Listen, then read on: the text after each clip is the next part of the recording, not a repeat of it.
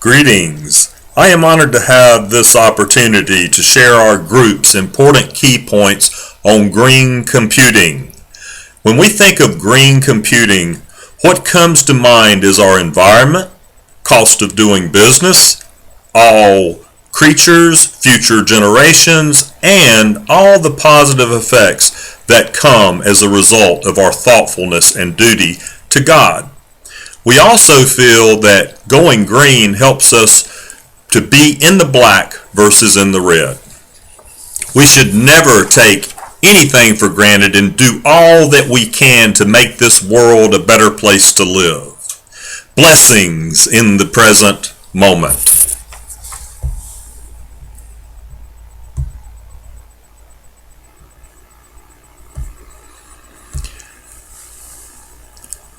Green computing.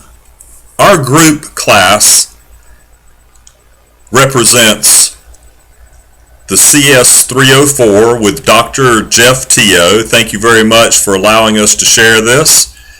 Our class consists of Felicia Oliver, myself, Chuck Johnson, Diego Maldonado, Tristaca Woodruff. And I have a quote that I'd like to share from Lao Tzu. It deals with green computing in a sense. I have three precious things which I hold fast and prize. The first is gentleness. The second is frugality. The third is humility, which keeps me from putting myself before others. Be gentle and you can be bold. Be frugal and you can be liberal. Avoid putting yourself before others and you can become a leader among men.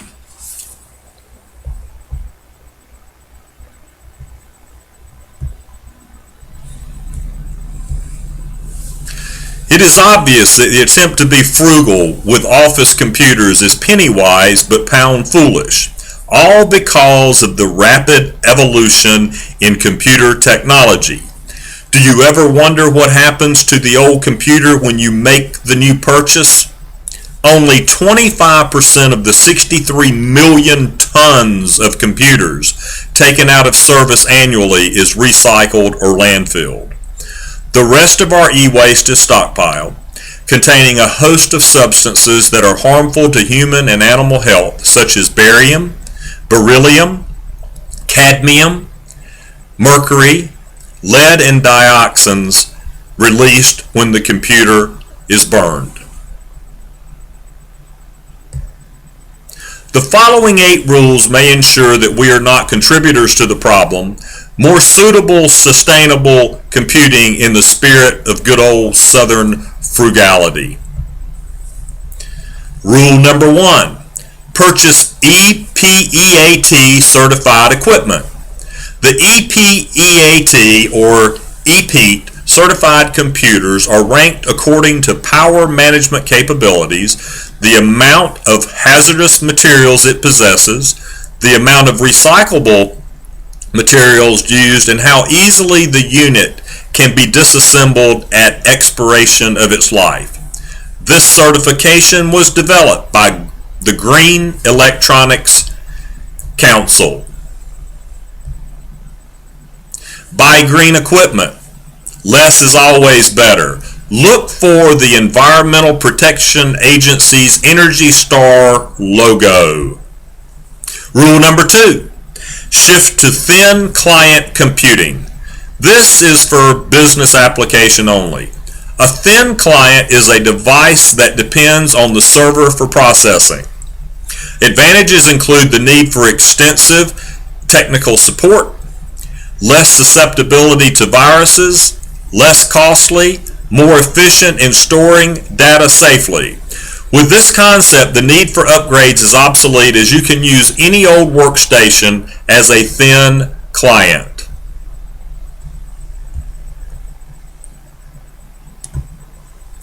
Use a laptop. They're so flexible. Comparing the desktop to the laptop is sleek and portable. You can use it anywhere. The Desktop, on the alternative, is bulky and stationary, and you're not going to be carrying that around with you unless it's just absolutely necessary. If you don't have a flat panel monitor, consider upgrading to a new one. Old CRTs are not eco-friendly. Energy saving features. Sleep suspended animation state that uses just enough power to reserve RAM. Rule number 3, enable power management on your computer. Did you know that a computer and monitor left on can use over $300 of electricity per year? Computer equipment will last longer if it is set to hibernate when not in use. Smart practice to use power management software to put your computer in a sleep state if not used for a lengthy period of time. Rule number 4, turn your computers and equipment off. Plug your computer into a power strip that can be shut off when not in use. So-called vampire power, power used even when the device is turned off, can consume up to 10% of your electric bill.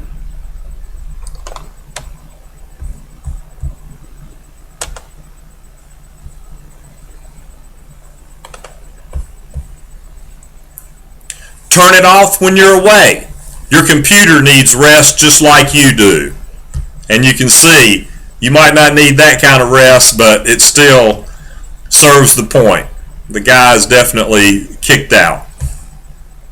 Rule number 5, get longer wear from your laptop battery. A lot of people don't know this, but the laptop battery life can be extended if you remove it from your laptop when your laptop is plugged into a power outlet. This will cut down on future expense and additional pollution. Knowing the type of battery you have is important when it comes to recharging.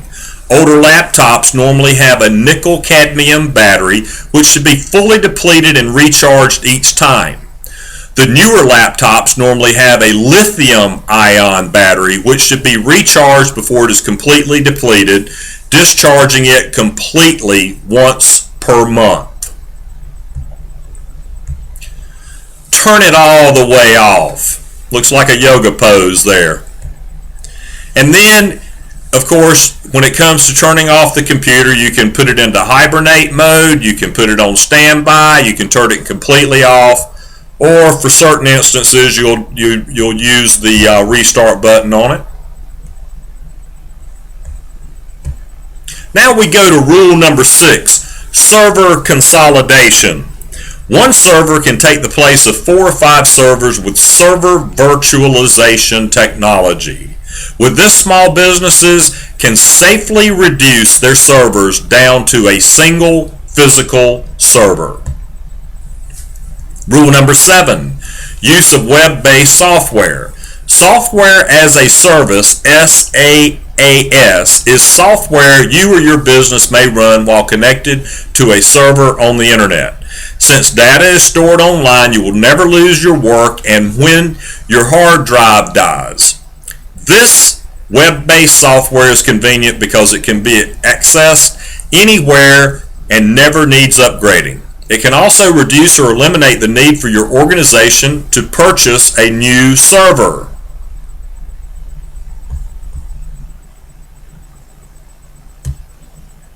Avoid moving parts.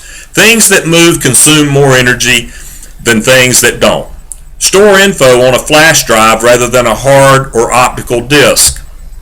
Print only once. This is a hard one for most people. If you go into draft mode, it's always a good idea to go through your document on the monitor and get down to the final copy so you only print once and you save dozens of sheets of paper over the course of a month.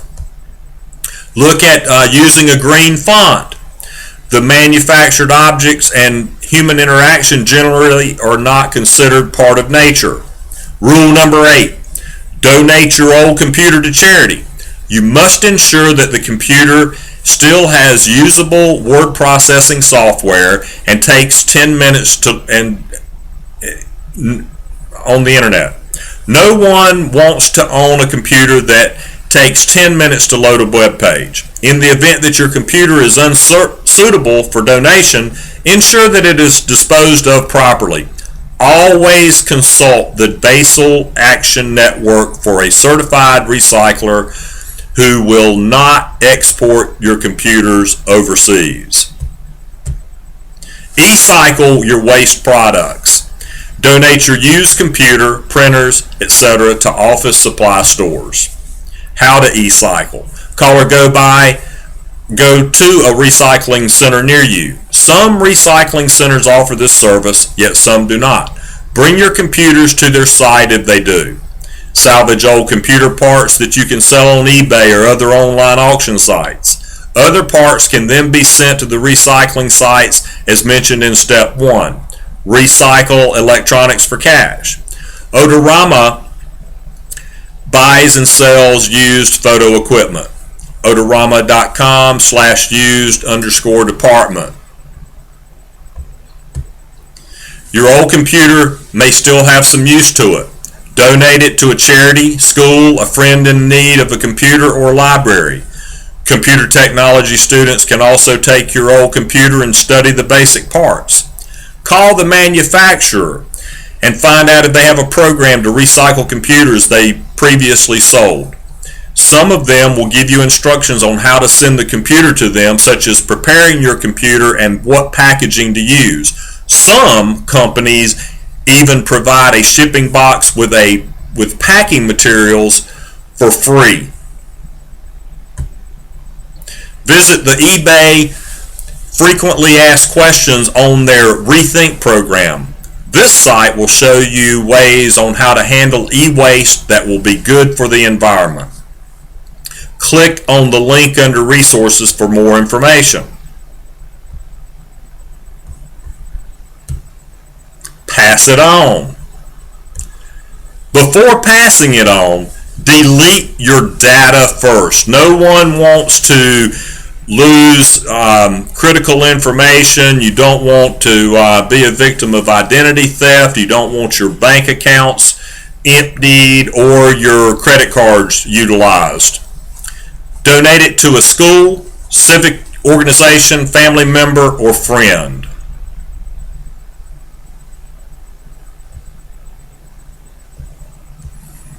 Send bits, not atoms. Advantages of going green. Energy saving, environmentally friendly, cost effective, it pays over time, save more money per year, give yourself a tax write-off. The disadvantages of going green. High startup cost, not readily available, still in experimental stages, sacrifice performance for battery life, and just like anything else, it's not for everyone. Consider hidden environmental cost. The amount you pay for something doesn't always reflect its true cost. You may pay a few dollars less for a gadget produced by such a company, but is it worth it? Use comparative exo shopping to find environmental scoreboards on the web. Thank you very much. There's the list of references, and have a wonderful week. Thank you very much. Bye-bye.